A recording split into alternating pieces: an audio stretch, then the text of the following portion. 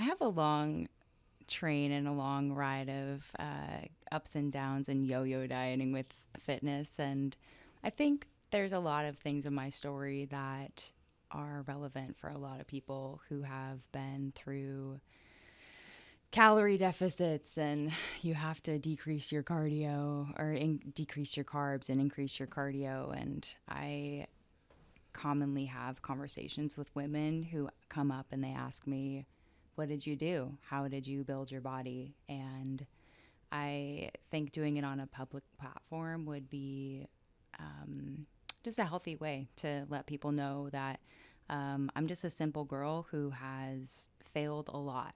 And um, just a little background. I reigned from the Midwest and born in Iowa, raised in South Dakota. Was not naturally an athlete. I was pretty mediocre at best. Played some softball for a few years and a little bit of volleyball, and then also attempted to play basketball, but that was a failed attempt.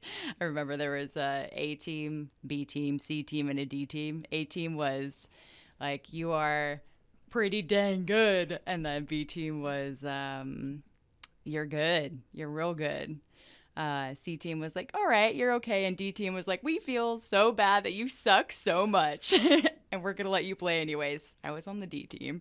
So sports were, I wouldn't say not my thing, but I just wasn't naturally competitive back then and didn't diet. And when I say diet, I didn't have a healthy diet and eat in a healthy way. Um, I, from there, at 18, moved to New Zealand, and I left the country instead of going to college. And that's a story for another time. But when I was there, I fell in love with nature and outdoors. And specifically, I didn't have a car, so I started running.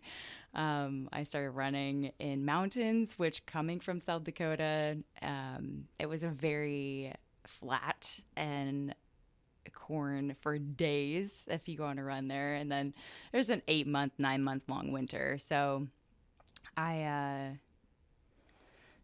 didn't get into the outdoors or running or anything growing up in the Midwest, mostly because it's either way too hot or it's an 8 long month winter. So when I moved to New Zealand, folks from California may or may not get this, but it's a different world here. We have so much beauty and nature around us. And I felt like a new woman when I moved there. So um, I got into backpacking and hiking and a little bit of mountaineering. And when I moved back to the U.S., I actually landed in Santa Cruz. And mostly because I went on a road trip and I went up Highway 1 and I landed in Santa Cruz.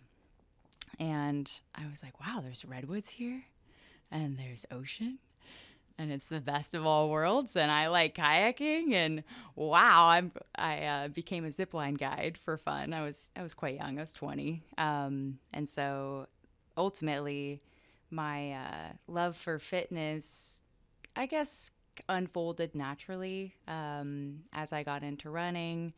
Um, when I moved here, I started running in Nisene Marks, and I would run probably 20 to 50 miles a week. I just remember the euphoric rushes and the dopamine hits, and I was addicted to them. And over a period of time, I started noticing, especially if I was running downhill, that I would have a lot of knee pain. So um, I switched to cycling, and then I crashed fairly hard and I hit the same knee that had been hurting me. So I went to physical therapy, and long story medium is that I ended up being told, hey, your patella needs to be more stabilized. We're going to need you to build up your quads. So I was like, okay, I got to weight lift. And the background is I used to go to the gym too, and I was a cardio bunny for days. I would go, I mean, I remember on a Friday night, unfortunately, if I went over my calories for that day, I would go to the gym on a Friday night. And it was mental. I was not in a good place with my body. I would say it was, it's just, I was doing what society told me to do, which was that I needed to do more cardio and I needed to eat less calories. And if I went over said calories, you'd find me in the gym on a Friday night. I'm the Stairmaster, miserable. So I guess at that time I was doing running a lot, but I also was not eating enough calories. And then I found myself with a hurt knee. So I, from there, went to a gym and I started lifting weights. And I used to stand on the Stairmaster and I used to judge everybody who lifted weights. And I would think you would be so much more productive if you applied your energy towards building a house or helping the community. I'm like, do something. Don't just lift the weights and put them back down. And so it's ironic because now I'm one of them and I have been for a decade. So sorry for everyone I judged back then, but yeah, I fell in love with lifting weights. I really did. I think a funny story too is when I moved here, coming from the Midwest, the meat is the best. The beef just tastes so good, and it is corn fed. Okay, I don't want to hear any judgment. But when I was running, I remember I was eating, when I first moved here, I was eating less protein because I didn't like the way the meat tasted here. I didn't think it tasted very good. So here I am, not eating enough protein, running 20 to 50 miles a week, not eating enough calories, probably not eating enough carbs even, bum knee, and got into lifting. And I don't feel like I had a healthy relationship with my body until probably my mid-20s. And I'm not ashamed to say I'm 32 right now. And I think a lot of people do ask me, they come up to me and they're like, how do you, and I'm like, well, the reality is, one, I'm still building, and I will continue to. But it's really just because I hurt my knee and I got into lifting, and then I started realizing that, wow, if I lift weights, I can eat more food. And if I build muscle, I can burn more calories at rest. So I started building more muscle slowly. I honestly think it took a decade. And so when I see people who just start lifting weights and they're discouraged and they're not seeing results, I tell them, give it 5 years. Give it 3 years. Give it some time. Give it some consistency. We're told in society that we have to have immediate results, that they should happen overnight. I've seen a lot of yo-yo dieting. I've done a lot of it myself. And I think one of the biggest regrets of my life is that I spent most of my 20s not eating any bread. And I would love to go back. So I'm trying to make up for it, but not too much. But yeah, I guess I've had a messy journey with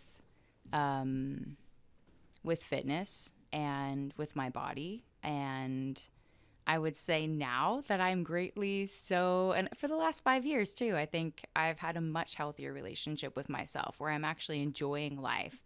I feel like I have a balance. I feel like I can have a cheat meal. Not on prep right now, but that's just a little bit of the background.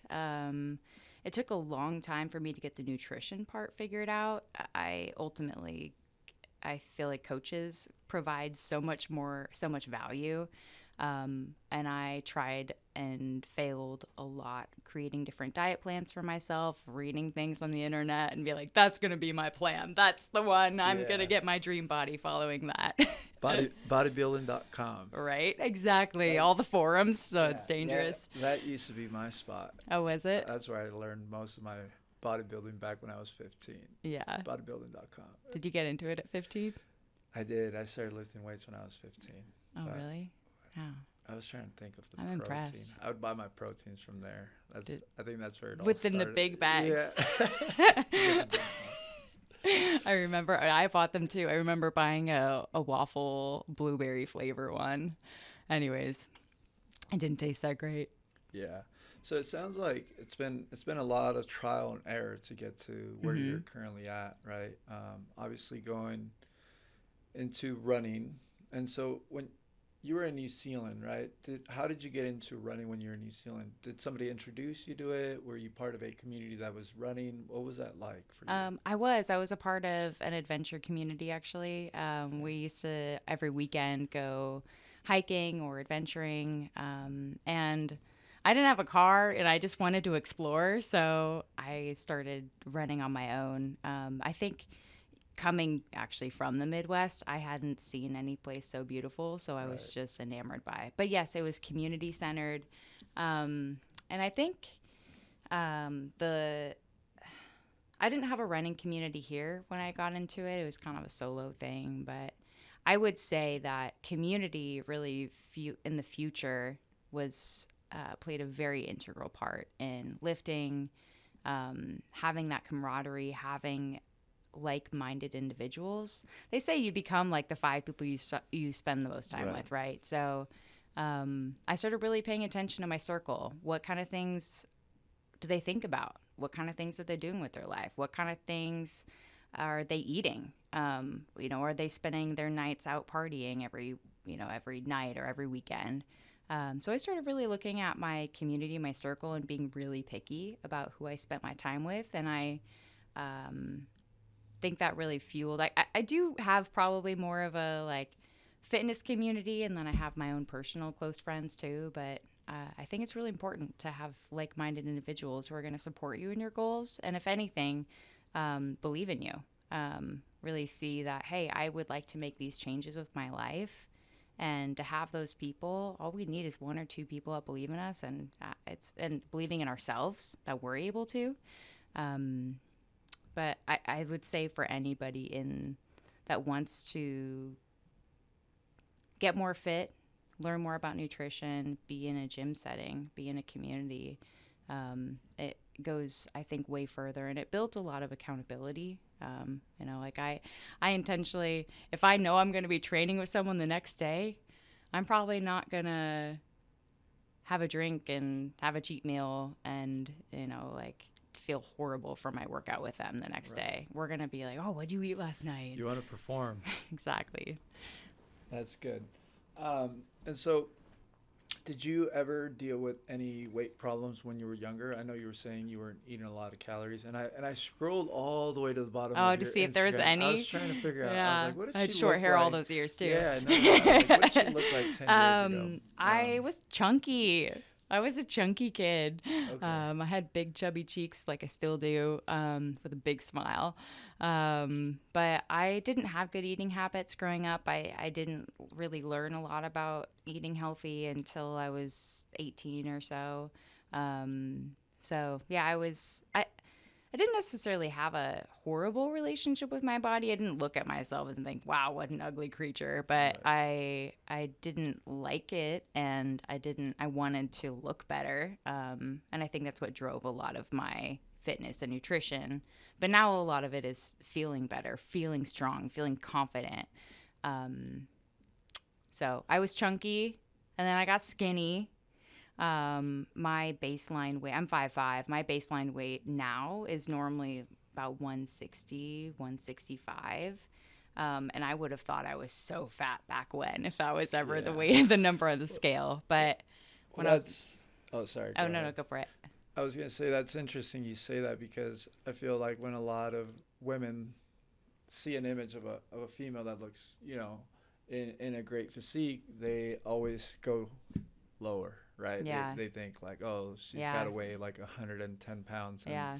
and this is an issue that we see in dieting, Mm-hmm. right? That it's never enough. You Yeah. start dropping weight, right? You go from 160 to Mm-hmm. 150, then you 140, 130, Yeah. and once you start hitting those lower numbers, it becomes like this this need to drop even lower and lower and lower, and that's when Yeah. food starts to get really low, right? And we try to coach in a way where we try to explain to our customers like you need to put on muscle, and unfortunately that takes Mm-hmm. some time. Unfortunately that takes gaining body fat, right? Yeah. Eating a Yeah. surplus of calories, and it takes some heavy lifting. When did you start? When you started weight training, did you start training on your own, or did you hire a coach? I was on my own for a How? long time, 5 years. Okay. And what type of result did you get then? Not as much as I did once I had a coach. Yeah. um, yeah, I would highly advocate, even if it's um, just for a short period of time. I know a lot of people say they can't afford it, but I would say the benefits outweigh. There's ways to really budget and look at, okay, if this is this important to me, I will carve out, just like we carve out time for things that are Right. important for us. I think it's important to carve out the finances to look at what kind of life do I want to have down the road? What kind of legacy am I building here? What kind of mom or grandparent am I going to be? Am I going to run with my kids? So that's ultimately what I think of when I think about my fitness is think I used to think that fitness was such a selfish thing. And then I realized that it's actually the greatest blessing I can give to my future generations is being healthy, being fit, having them hopefully not push me around in a wheelchair where I can actually Right. run with them. Right. So, just a side tangent. Yeah. I was having this conversation with one of our coaches today. Actually, we were talking about exercise, right, and fitness and weight Mm-hmm. training, and having exercise not being something that beats you up on a daily basis, right? Using Yeah. exercise for the long run Mm-hmm. and taking care of yourself so that you're able to pass it on to the next generations as well. Because exercise, and I feel like in the bodybuilding world we see it a lot too, right? Mm-hmm. It can get very extreme, right? There's So extreme. health, and then it can get There's a health little too and extreme, then there's fitness, and they're not the same, in my opinion. right? And so, what would you say fitness is for you? I think fitness is often the image that we get when we think of health. I think people when I think fitness, I think six pack abs, shredded, lean, veins everywhere.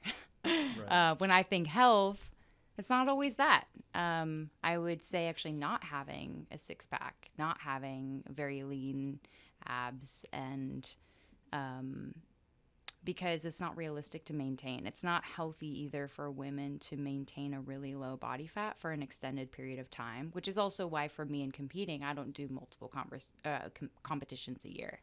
right, So I would say that what is healthy isn't always what you would do in a bodybuilding competition, for example. I mean, I would say that what I'm doing right now is arguably, if not done in a careful way, could be unhealthy for my body. Calorie deficit for an extended period of time, which I think is not a bad thing, but you can't live there for forever. Um, and lots of cardio, lifting. So I sometimes what is best for your health isn't always going to be more training, less food. Sometimes it's going to be, wow, we need to increase your fats. We need to increase your carbs. You might get a little plump for a little bit, but right, guess what? You're going to build some muscle. right. Um, We need to and increase your look at your social life. labs and a social life. You Right, got to enjoy it. I mean, I think a lot of bodybuilders, and I think this is an ugly truth about it, is that it can be a very lonely road.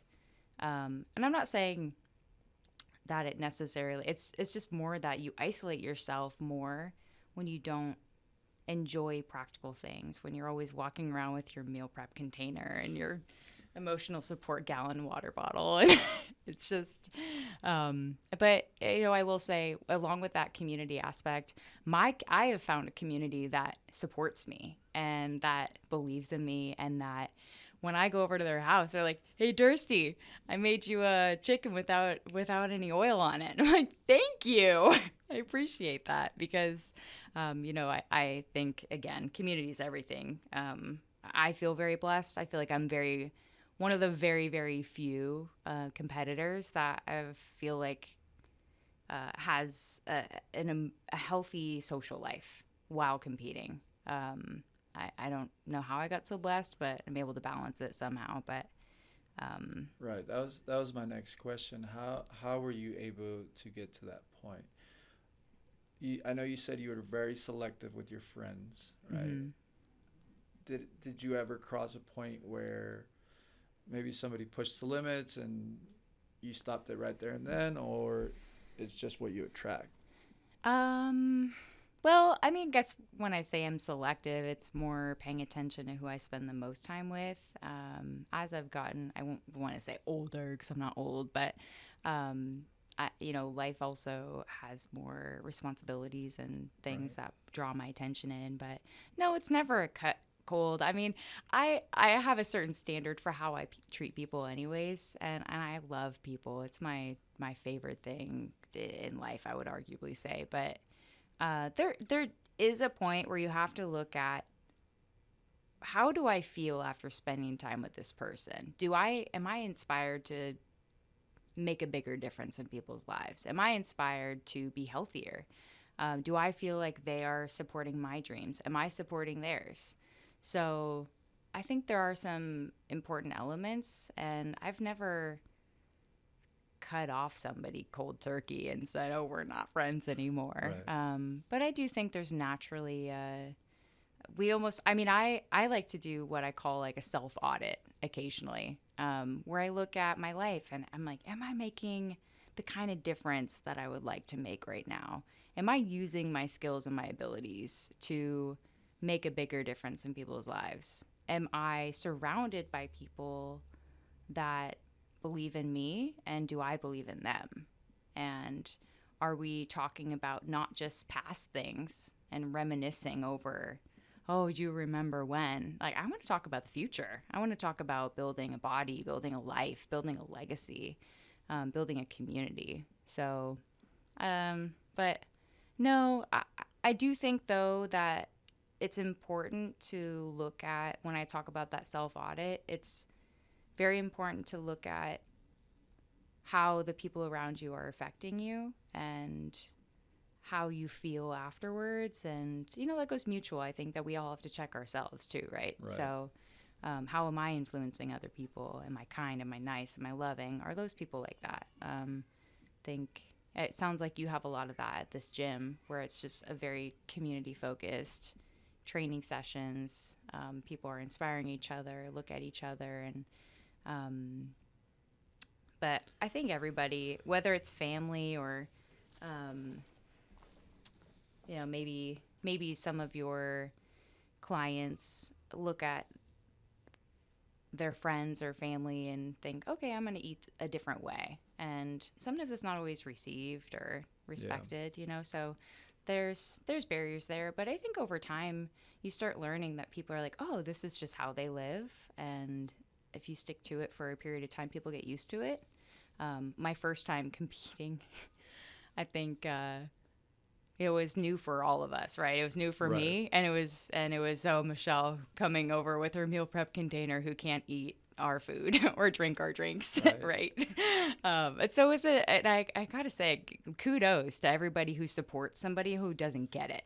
Yeah. Um, so it takes time. It takes people adapting to a new lifestyle. And I think that's the other hard part about choosing to change something in your life. Because when you change something in your life and you're in someone else's life, it indirectly impacts their life and their relationship with you. Whether it's how you eat, maybe you can't go out to eat anymore at certain restaurants, or maybe the things you talk about are different. Yeah. Does that make sense? Yeah, it becomes difficult. And Yeah. a lot of our customers, they deal with this problem, right? Because they want to make the change. Yeah. And we deal with customers that maybe don't have the best habits, and Mm-hmm. because that was their upbringing, and that's the environment that they grew up around. Yeah. And now that we create this community, we try to help them change their habits. And you see people wanting to change, Yeah.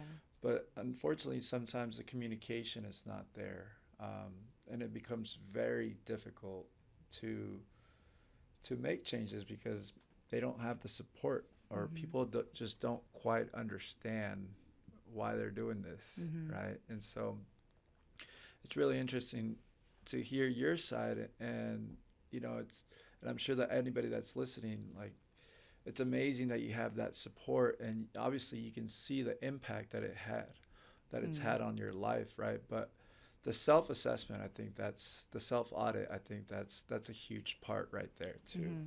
I know that it was a big part for me,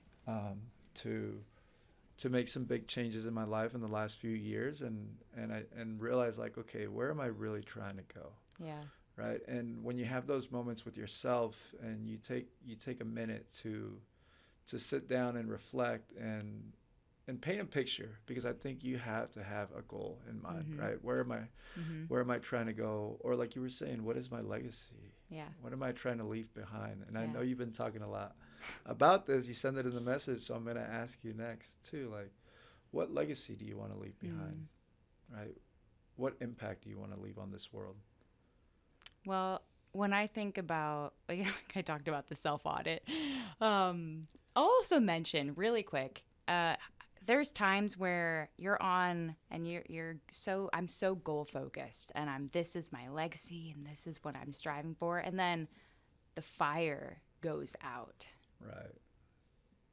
and you feel like you're burned out or you crash, and coming back to catching that flame again um, happened for me recently. And I did that self audit where I just looked at, when I don't know what to do with my life, I think, all right, there's three things I care about building. I care about building a strong body. I care about building a legacy, and I care about building people. And am I living true to those three things? And so when I think about a legacy, I think about I think about the fact that and how exciting it is that I haven't met the best version of Michelle yet. That she's still in the future. And I think about the legacy that I leave behind is about me pouring into the generations that are going to follow, um, using whatever skills, failures, tools that I've learned and failed from to pour into other people so that they can learn a few years ahead of me, hopefully. Or maybe they can get ahead of the game.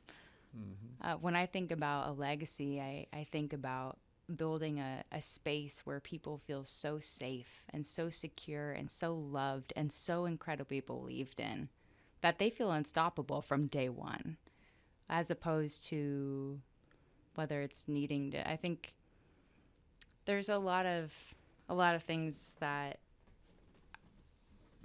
I could say about it. And when I think about one thing, I this is my self audit is okay, my fire went out.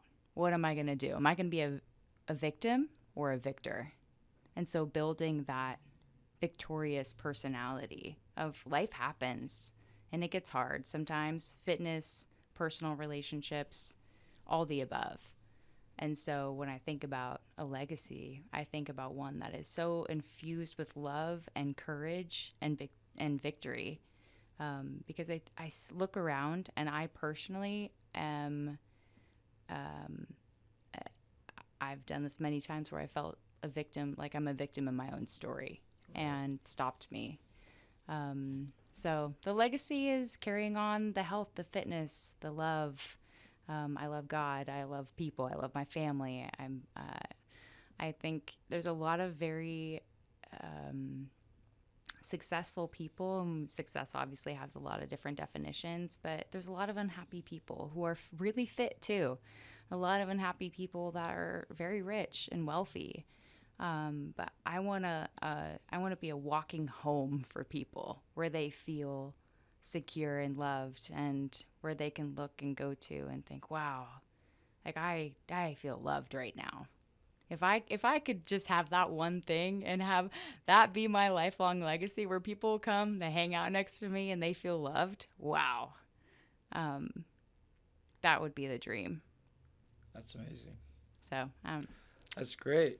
but And I think that behavior right there, the way you speak, and the passion that you say it with, you feel it, right? And it's very mm, genuine. And that type of behavior, when you start hanging around people like you, it becomes very, how do you say it? Like you become infected by it. Like you just want to Mm. be that person, right? And you pass this fire to all these people around you, Mm. and I think it's amazing. And you know, whoever's around you is obviously very fortunate to have you. Aw, And thanks. when I hear you speak, right, you said something about, what was it? You said, what did you say? I completely lost my train of thought. But you talked about helping others and the generations to come, right? And if you continue to just work through these problems that life continues to throw at you, and you continue to help others around you, right? And you continue to focus on the future, we're going to make a better world. Yeah, we are. And I think that if we realize that we all have a reason to be here, and if we all have a role as a human Mm. being, right? And that role is to make this world a better place. Yeah. And the moment when you find that, because I've discovered this myself as well in the last couple of years, right? I was a victim to my story for Mm.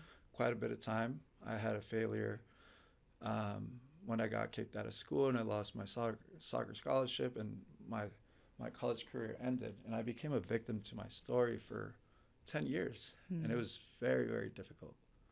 It was very, very difficult, right? I got into the drug addiction, I got into the alcohol, and just completely lost myself, right? But once again, those self audits help a lot, because the Yeah. fire all of a sudden turns on, Yeah. right? And you Yeah. start surrounding yourself with people that inspire you and that help you become better. And then all of a sudden, it's like, I'm back. Yeah.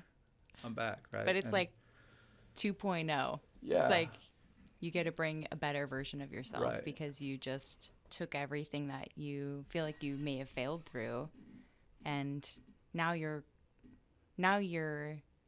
moved on a little bit, but with experience and with more in your tool belt. And it's amazing to me that even when the flame goes out, that when we come back, we learn from those things and we take them with us. And whether it's the school thing or we all have our points that we don't talk about very much publicly, but I think what's true for all of us is we all have our struggles and the discouragements, and we I have some hard realizations sometimes where I'm like, wow, like I really am completely in control of my life, and the destiny is up to me. No matter what has ever happened in my life, I am in control of where this place lands, of the ship. right, And it's amazing that you have taken your life, your quote unquote failures. I mean, I'd arguably say we kind of fail our way through life, right? right. You have to. We have to. But I just want to acknowledge you because I see you running multiple businesses and making a huge impact in the community and using your heart and your story. And I feel that something I feel in common is that you have such a deep love for people and pouring your life experience into others. And I just want to, I see you and thank you because we need more of that. And I, I think so much of what I'm feeling from you is that you want to, there's a lot of hardships in the world, there's a lot of bad, but there's a lot of good too. And we'd like to move the needle in a good way and make a bigger impact. And I'll just say to anybody who might be listening to this that your life has a purpose and you're here for big things, and not to play small, but sometimes they can look and feel small, but you realize later that actually there was a purpose in all of it. And we all question, what's my purpose? What's my worth? Am I doing what I should be? And I think it's really amazing what you're doing. And I just thank you. We need people like you. We need men like you. We need dads like you, because they are out there, But a lot of people are inspired by your story and your example, and you're pioneering that in your life and in the generations around you and in the culture around you. Thank you.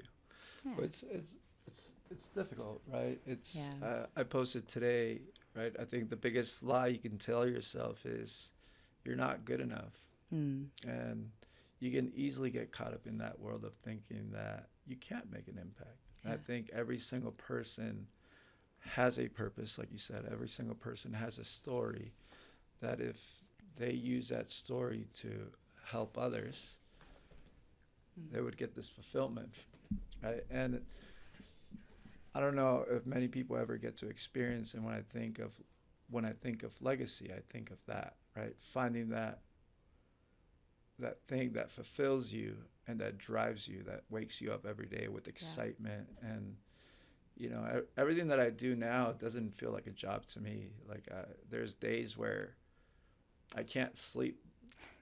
Like I'm doing this, right? This obviously is a first time experience for me. Mm. And so my goal is to just get as many interviews as I can, right? Yeah. I know that it's going to continue to get better. Yeah. And I know that the more stories I can get on, the bigger net I can cast, right? Mm-hmm. Because great, my story can inspire a few people, right? But your story is going to inspire more, and then this person is going to inspire more. And the more people we get to speak or we get on this table, Mm-hmm. right, the bigger net that we cast, and the bigger impact, right? And so along the way, you just have to keep trying. Yeah. You have to keep trying, and you have to just keep working at it, right? And whether we get there or not, Mm-hmm. it's about just making some type of an impact, and waking up and dedicating the rest of your life to that, right? Obviously there's family, there's work, there's all these other things, but you have to wake up with a purpose every day. And for me in particular, that purpose is to help others. Yeah. And the moment I realized that whole story of being a victim or not becoming a professional athlete, like, it's out the door. Yeah. Right? It's not about you anymore. It no longer matters, Yeah. because it's about everybody else. It's about me providing the opportunities for these kids, right, to teach them the things that I was taught at an older age, and give them an earlier opportunity for them to change, to present all these new worlds that we're not used to. Like, we come from small towns, right? And for me, it was very difficult to go into this new world. I'm like a small town kid going into, you can have all of this, right? Yeah. I didn't know how to behave myself. I didn't know what to expect. Yeah. And I know there's a lot of kids right now living with that dream of become a professional athlete, or there's a lot of people that are in that dark hole that I used to be in as well, and they just don't know how to get out, right? And I hope that my story can help them, and I hope that your story can help them, and I hope that every single person that we bring on story can help any of them. And realistically, that is the goal, and that is the purpose. So, well, that was a good talk. That was good. You're good. You're I was good. like, this was wow, like this was like a TED talk. But let's talk a little bit. I know a lot of people had some questions about the bodybuilding, and so I don't want to dive in. I don't want to get away from that. So you got a coach, right? I do, yes. And you got a coach, you said 5 years after you started training. Yes. What was the reason behind that? Mostly because I wasn't seeing the results I wanted to. I knew I could do more. I knew I had more in me, but I didn't know that there's such a science behind it. It's not just calories in, calories out. It is simple, but I was frankly overcomplicating everything. And yeah, I think having a coach just kind of broke it down for me. It made it so much more easy to apply how I can eat XYZ. I can train XYZ. I can take XYZ rest days, do this cardio, and voila. So I think having a coach simplified things where I was actually able to get the results I wanted without having to overcomplicate everything. Um, and I think too, a lot of people, myself included, think, oh, if I just get this product or if I just follow this diet, I'll get the dream body. Mm-hmm. That's just not how it works. But having a coach and following the plan, wow, it works. Mm-hmm. So yeah, I'm a big advocate for having coaches, even years after being into this and into fitness. 10 years of lifting now, I still am a huge advocate for coaches. I'm a student in life. I am. Right. I will always be a student. I choose to surround myself by people I want to learn from all the time. So, Did you decide to get a coach to enter the bodybuilding space? Were you planning to compete right out of the gate, or did that just evolve into it? let me think. I have had coaches outside of bodybuilding. But that was just to get the summer bod, it was a temporary thing. And then I did get a coach specifically. I always wanted to do a competition, but I waited. I waited until I was secure in my body. I didn't compete till I was 30, and I wanted to do a show, and I knew I didn't know. I knew I had the framework, and I've seen the examples. I've had a lot of people in my life compete, but felt like I needed someone to hold my hand through the process. Especially once you get closer, it's like, how do you do a proper peak week? I'm like, what the heck is a peak week? you know? So, I'm so glad I'm so glad I had a coach. And she did an outstanding job too. So yeah, I to answer your question, I've had coaches, but I never had one long term. And then I had a coach specifically for bodybuilding for the purpose of doing a show. And how many times have you competed? Just once. Okay. This is my second one. And you're on prep right now, right? I am. How's that going? Great question. I feel like I stay pretty quiet and private about it. And the reason is I feel like I am one of the most blessed women in the world to get to do a bodybuilding competition. I've had times in my life, which is a story for another time, but where I physically wouldn't have ever been able to. I had some health stuff happen several years ago, and so the fact that I can do the amount of cardio I can and train the way I do is just amazing to me. I know that there are people in the world that would give anything to be able to walk on a Stairmaster again. And so, anyways, I really try not to complain about how quote unquote hard it is. The realities of competing are that, I mean, I've been in a calorie deficit now for almost 5 months. So it's like envision being hangry, but for 5 months. Yeah. How much weight have you dropped?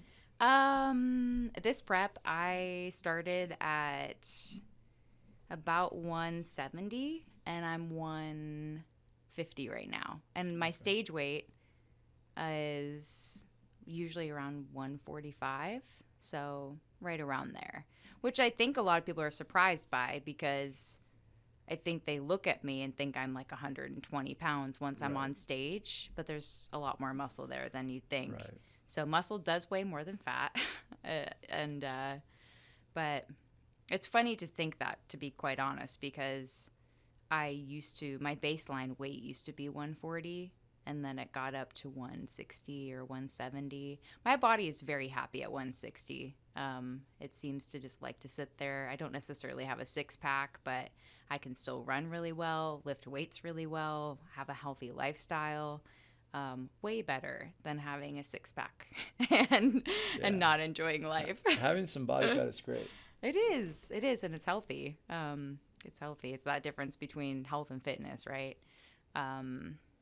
So I am a month out from a show. How I'm feeling is, I mean, I can barely pick up a 45-pound dumbbell right now, or a 45-pound dumbbell, any of it. I feel pretty fatigued. The energy is getting pretty low. But I have also learned that the mind is so incredibly strong. So when I get a good day, I'm like, wow, it's a good day.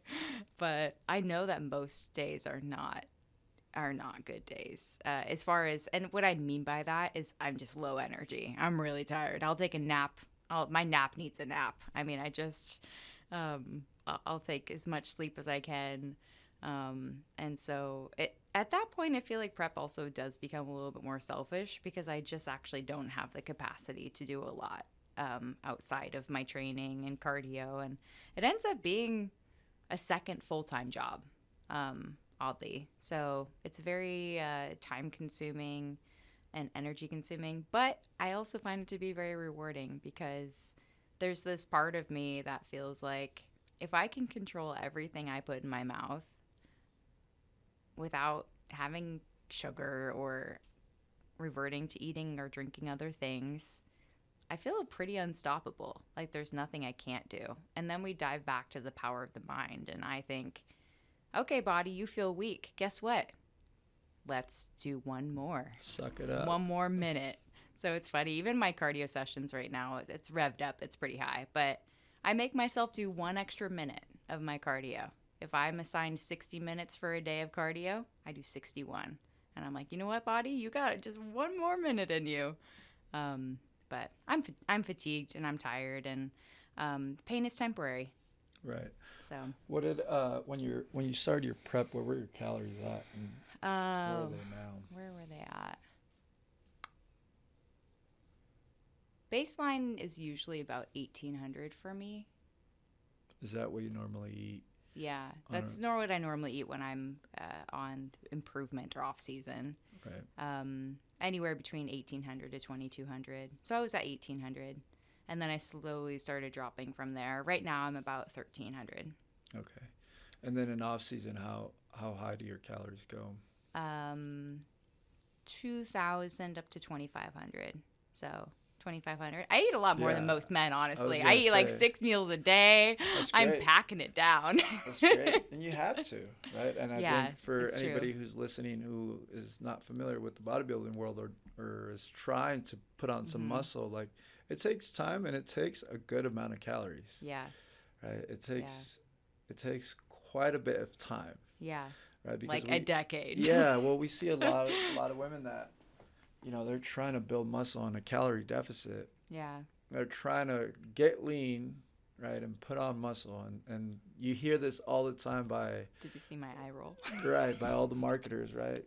Lose fat, build muscle. Like At the same time. it doesn't work like that, No, it doesn't. right? And it takes decades, like you said. Yeah. And you've done it in a very healthy way, from what I know, right? From Gratefully, yes. what you were saying. Gratefully, yes. I mean, a lot of women, I'll go there. I'll be vulnerable. A lot of women lose their menstrual cycle when they're competing. I'm grateful. I never did, never have.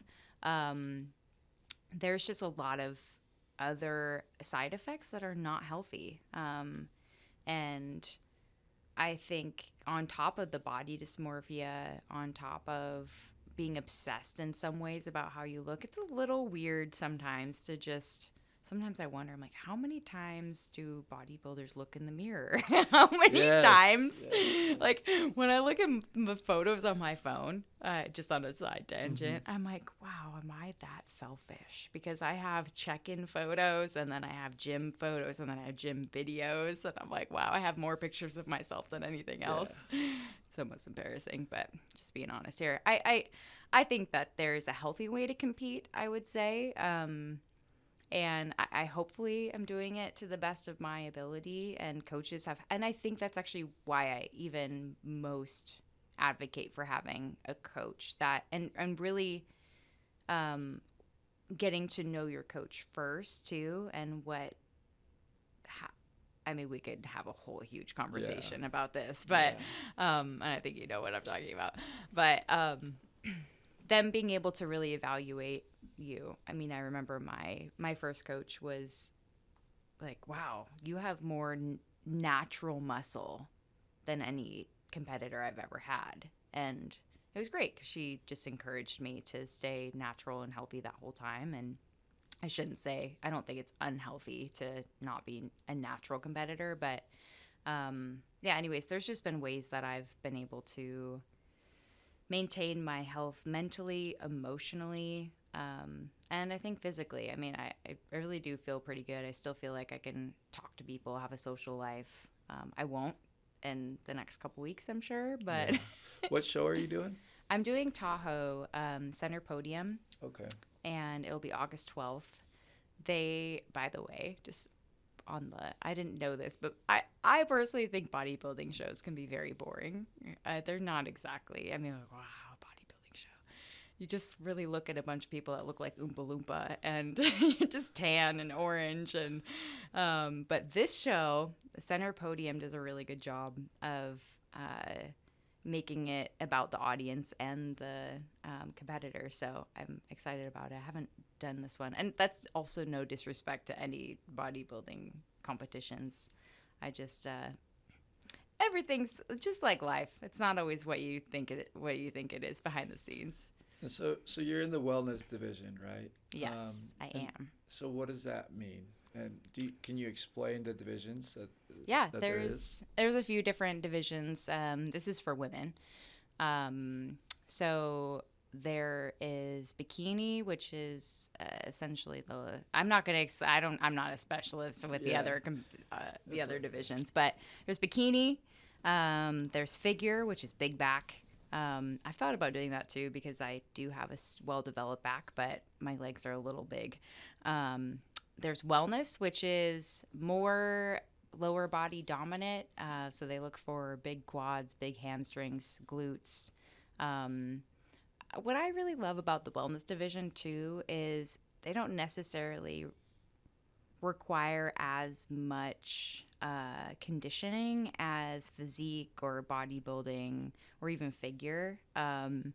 So what's nice for me is when I say I do things in a healthier way, I'm able to, by not having to drop my body fat to that degree, because sometimes it's not that hard to drop down to, let's say, 10% body fat, but that last 2, 3, 4% really, I feel like would take me over the edge. Mm. So wellness is not definitely not less conditioned, I would say, but it's like 1 or 2% more body fat. Did you get a DEXA scan I last didn't. time? I didn't. Did you get on any of those machines? I did. I think I dropped down to, it was 10 or 11% Okay. body fat. Have you done it recently? I did one a month ago. My body fat was 19%. Okay. So in the athletic range, Right. which I think a lot of people Yeah. looked at me and they thought, I bet you're like 10%. Right. And I'm like, well, actually, I'm a woman I carry my body fat in my legs. Right. So, I think a lot of people don't realize that and for women, our body fat should be higher than men, of course. But wellness division, big legs, they look for cap shoulders. They don't necessarily want your upper body to be too big, small waist. And then there's physique and there's bodybuilding. Okay. Now that so you have 4 weeks, you said Yes. 4 or 5 weeks. 4 weeks out. So, do you expect your calories to get lower, or do you expect activity to get higher? Do you have an They idea? have already, yeah, I have more body fat to lose on my legs. So coach is like, all right, you ready for this? Time to So suffer a little bit. yeah, I'm doing a lot of cardio right now. And calories are dropping, carbs are dropping. So we'll see. It depends on how I respond the next week or two. So I anticipate that they'll drop a little bit more. But I will say, even in my last prep, I really wasn't starving until you eat a lot of high volume foods, egg whites. I Right. mean, it's the calorie difference between eating a lot of vegetables and protein versus eating, I don't know, a McDonald's or something. The caloric difference is I guess I should say the satiety that you get from Right. the foods I eat. I'm not, I don't feel like I'm starving necessarily, but I'm sure I will be in a week. Yeah, it's pretty interesting how much the body changes in the last few weeks, It's like wild. on a day-to-day Yeah, and you basis. almost start to wonder like am I gonna get to where I need to be? And then all of a sudden there's this moment and you're like, I Yeah, have arrived. yeah. It's So it's really I haven't cool. hit that point quite yet, but it's a little freaky.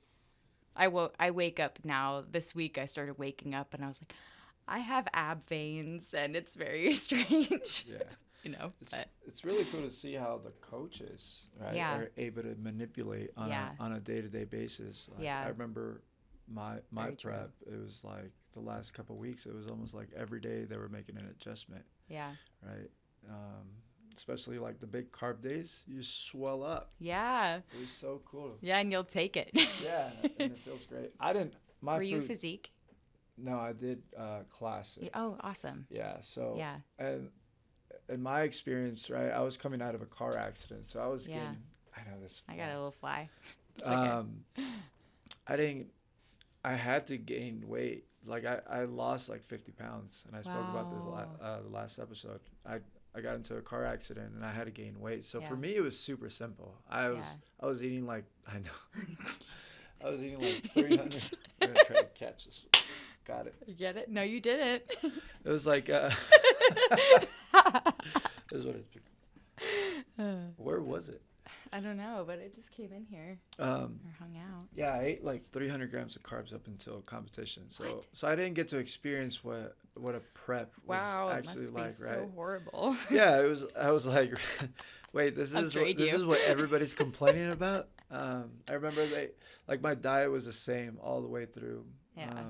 They made like one adjustment on like week 8, and I think I dropped like 6 pounds that week. And he's like, let's just bring them back up, and Yeah. that was it.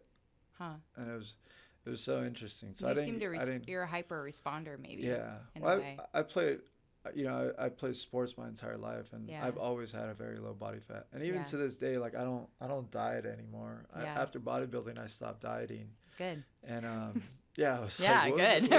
What was I doing? Why did I do Right? that?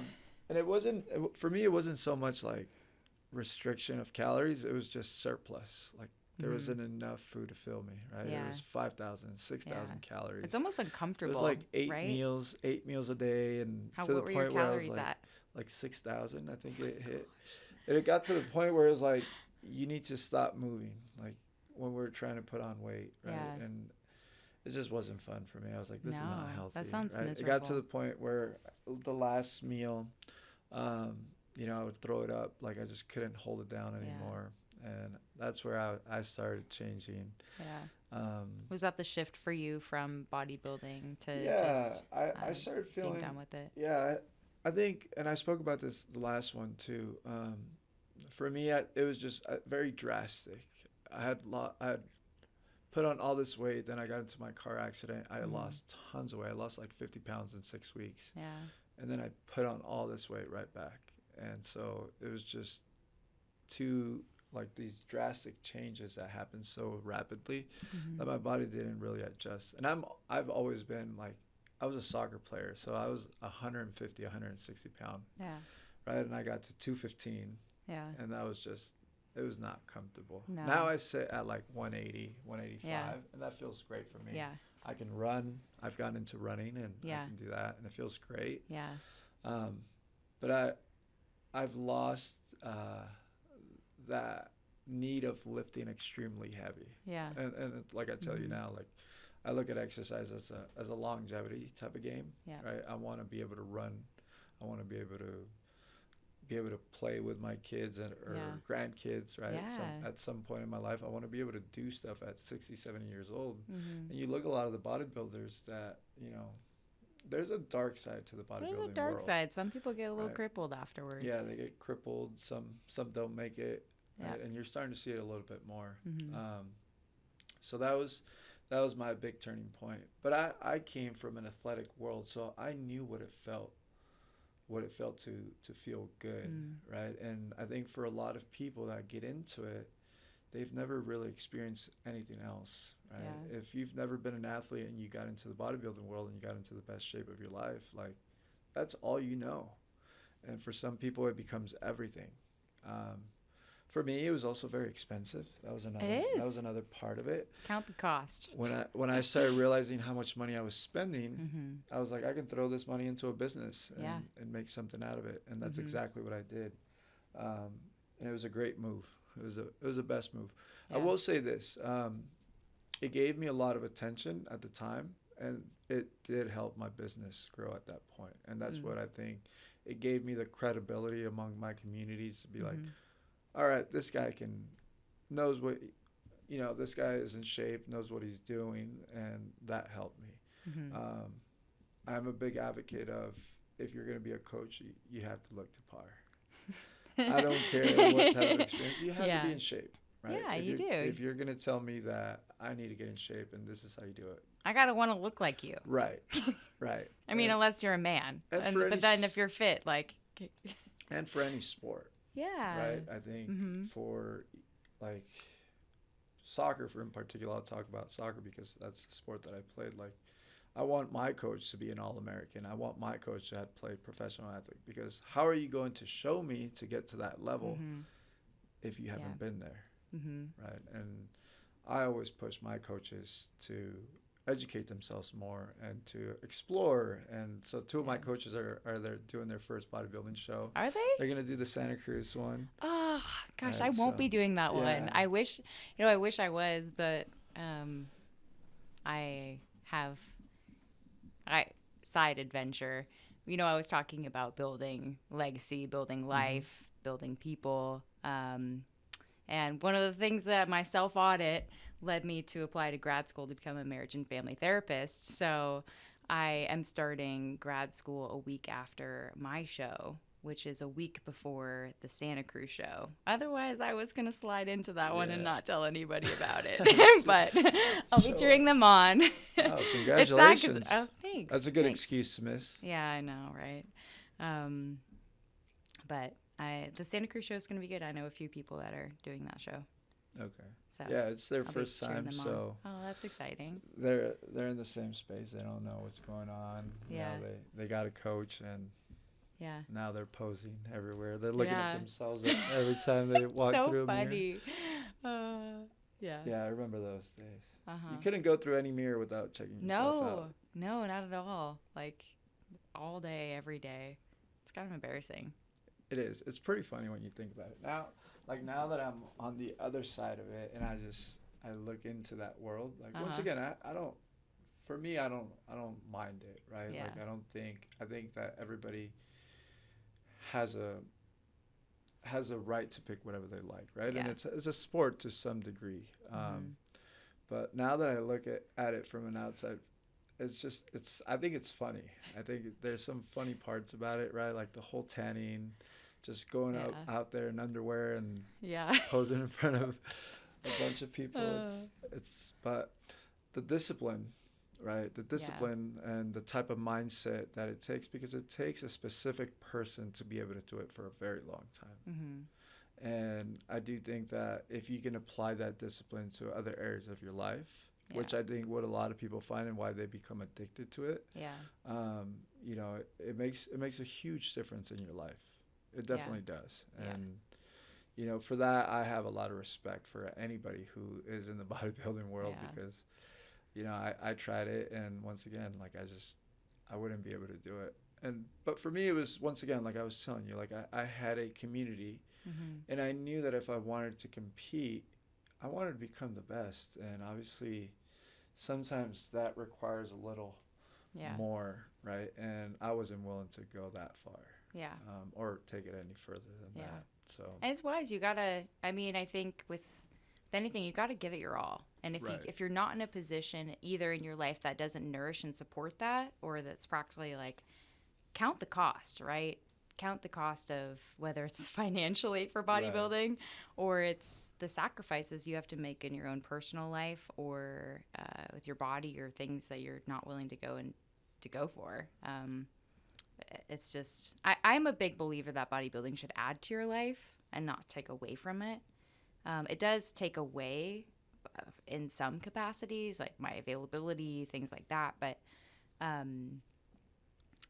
I would say that overall, it really adds to my work ethic. It adds to my discipline. It adds to my mindset and how I look at things. And it gets me into this like very focused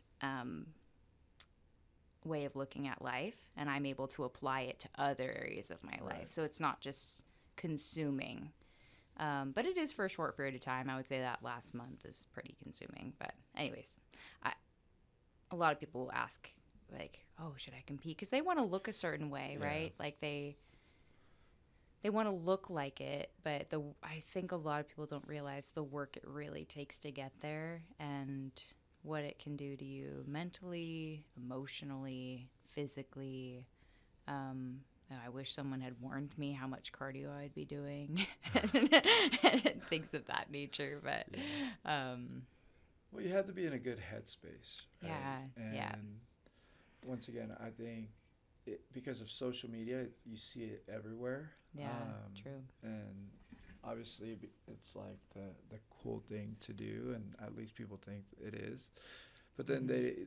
if they've never been put through anything like that, they realize how hard it is, and they become impatient, and that's the difficult part, right? Or they don't have self control, and obviously rebounding after a show, Yeah, in particular for women, yeah. you see it a lot, and it leaves a bad experience. Hmm. I know plenty of women who've gone into their first competition because they wanted to lose weight, and perhaps they go in for the wrong reasons at that time, or maybe it sounded like a good idea, but they're not in the right headspace. They go into some extreme dieting, or maybe they go with a coach that is not experienced Yeah, and just takes them to some extreme places. yeah.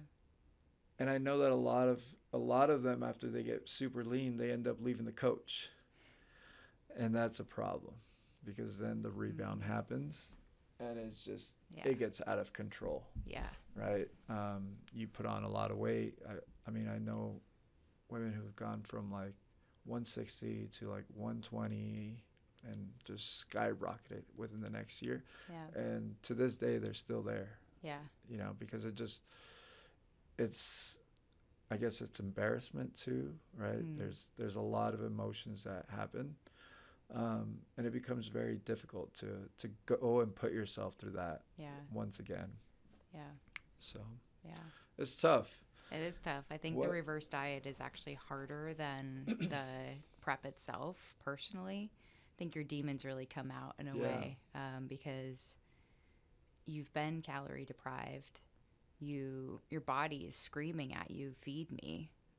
Um, and to do it in a healthy way, I mean, if you haven't had a drip of alcohol or a bite of sugar for 6 months, 4 months, and you start putting that into your body, it's Hmm. going to cause a pretty major response. And then it's okay to do that for your post show treat or something like that. But um, I think it's really important to listen to a coach actually about the reverse dieting because unfortunately, even though your body is screaming, give me more food, you're almost more hungry after the show because your body is now allowing you. It's almost like that mental Hmm. release of like, oh, show's over. Now we get to eat again, more food at least. And it's not wise to do that to your hormones or you're going to blow up, really. I Right. mean, lots of inflammation, lots of bloating, and physical weight gain if a reverse diet isn't done properly. So, anyways, I think a Well, lot of people don't talk about that, the yeah. negative afterwards. And Right. also, women, especially, and men, the body dysmorphia thing, they all of a sudden now they don't like the way their body Hmm. looks anymore and they just want to be back to where they were. And I want to say that the reality of those shows that ever, or the pictures that people post about the bodybuilding, the image, like the one you posted of me, that's how I look for 1 or 2 days. Hmm. That's it. I'm lean up till then, but to actually look like that, and then you blast the photos, right? And Hmm. you do photo shoots, Hmm. and then you're posting all these pictures, and people are under the impression that that's how you look, and it's not realistic to maintain at all. It's not healthy to maintain. So I think there's a skewed outlook on it too. And, the reality is, even with bodybuilding, is you don't look like that unless you're on your show day or peak week per se. So, um, yeah. And then dieting afterwards is so important properly. Yeah.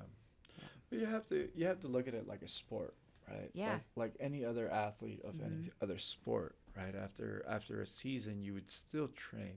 Yeah, you're gonna take some time off, but you wouldn't just stop doing what you were doing. You need to continue training. You need to continue recovering from your season. Mm-hmm. And once again, I think a lot of people go into it thinking that, hey, it's gonna be a piece of cake, gonna get lean, and it's gonna be like that forever. And the reality is, and and so if you had any advice for anyone who's going into it, what advice would you give to any women out there that are trying to get into the bodybuilding world that perhaps are on the verge of joining or not? Yeah. I think I'm going to say something that not very many people say. I do that a lot. The bodybuilding world, if you really don't know yourself and know who you are and who you're not, will chew you up and spit you out. So, my first advice to people when they ask me that question is I inquire more about their relationship with themselves. Because if they're starting from an insecure place and wanting to do bodybuilding for only in the name of looking a certain way, it's only going to cause further damage. Now, when it comes to the mindset and the why behind it, I like competing because I like the work. I love the work. I love depriving myself of things and delayed gratification. And it is fun to see how you look, all the work you put in, all the years of competing, kind of melt it down a little bit and see that. But I guess my biggest thing would actually be to make sure you really are comfortable with how your body looks right now. Because if you aren't happy with it now, you're not going to like how it looks once you step off that stage. I was very blessed in that I actually like how my body looks even more now than I did before I ever competed. And I feel like that's very rare. Yes. But that's it, simple. And I mean, there's a lot that I could say, but if there was one thing, that's where I'd start. Yeah, it's hard because you can get caught in that cycle of not being enough, right? Yeah. You get caught into judging yourself on a daily basis, and then it's never enough. You want to go bigger, or you want to go leaner, or you want more legs. You want, right, for men, bigger lats, bigger arms, and it's almost like a lot of people don't take a moment to appreciate the amount of work and the amount of discipline and focus on that, right? Focus on, wow, I've been able to be consistent for X amount of time, and appreciate themselves. And, once again, I think it's what you're saying. They go into it with the wrong mindset, or they're not in a good place at the beginning, the way they view themselves, and they think that that's going to solve the problem. And realistically, it doesn't. It actually puts you deeper into it. Yeah. So I think it definitely can. I know there's a list of questions that your audience wanted to hear. What are they? So I'm going to start going through them. The favorite leg movement and arm movement. Favorite leg movement, arm movement. Okay. Can I be really honest? I don't really like training arms. Yeah. But if I were to say, I'd say anything overhead tricep. I think it really Overhead engages. tricep. Yeah. Leg movement. I'm going to say this because it's my favorite, because I'm forcing it to be my favorite, which is a Bulgarian split squat, which I think makes me cry almost every time I do them because they hurt so much. But again, pain is temporary and it produces a lot of results. So I'm forcing myself to love them. Great movement. The next question. What keeps you motivated? think we touched on it already, but what keeps me motivated is thinking about who I'm going to be in the future and making sure I'm moving towards that. So, Yeah. creating a life and that legacy, for Yeah. me pouring into other people. It looks like a lot of these are geared towards your prep and your Oh, are training. they? So I think it's. What about what keeps you motivated to continue to train, or during your prep? Right. I think that's what That's true. people want to know. I think that's what a lot of people Okay. struggle with. Frankly, I don't stay motivated. Yeah. I think if you ask a lot of people that are going to say the same thing, they're not motivated. It's the consistency and it's the commitment that drives them. So, I'm not motivated to wake up every day, but I do because it's what we do. Mm-hmm. So, I am not motivated. I can't tell you how many times I have to drag my ass into the gym actually lately because I don't want to train. So to answer that question, I'm not motivated all the time. But I'm determined and committed to my goals. So that's the answer. That's the best answer. It's all about the discipline. And then, how did you get such a lean waist? Did you do vacuums? Did I do vacuums? You mean like clean the house? I'm kidding. A vacuum is when you. Yeah. Anyways, you can look it up on Dr. Google. Okay, so I do vacuums, but I don't do them every day. Probably not as common. I would say with the waist question though, I do notice that people ask about having a small waist, and I wouldn't say I necessarily have a really small. I have a naturally pretty small waist, but a way to get that hourglass figure is by building the lats and the shoulders and the legs. So then you get that look. Yeah. So my waist is small naturally, but I would say building muscle and building your body is a great way to make it look like you have a lean waist. Yeah. And then we're getting into some more personal questions. Your favorite place to eat in Santa Cruz? Oh. Someone's trying to take you on a date. My favorite place to eat. Oh gosh, it's tied. Okay. Can I say 2? Am I allowed? Sure. Say as many places. Okay. 2. Aptos Barbecue. Okay. Have you eaten there? Yeah, I've had it once. It's good. Okay. Number 2, Akira in Santa Cruz. There's this gate called the Golden Gate. It's yellowtail. You got to replace the asparagus because we eat enough of that on prep with the shrimp. And it's really good. So it's been my staple, Aptos Barbecue and Akira. I love sushi. I love meat. Yeah, Akira's a good place. I'm not a big barbecue fan myself. No? Mm-mm. No. It's too messy. It is kind of messy. I kind of like it, though. It's like life. And the last question, and this I know people are trying to take you on a date. Are you single? It's getting personal. Oh. I am single. And potentially ready to mingle. There you go.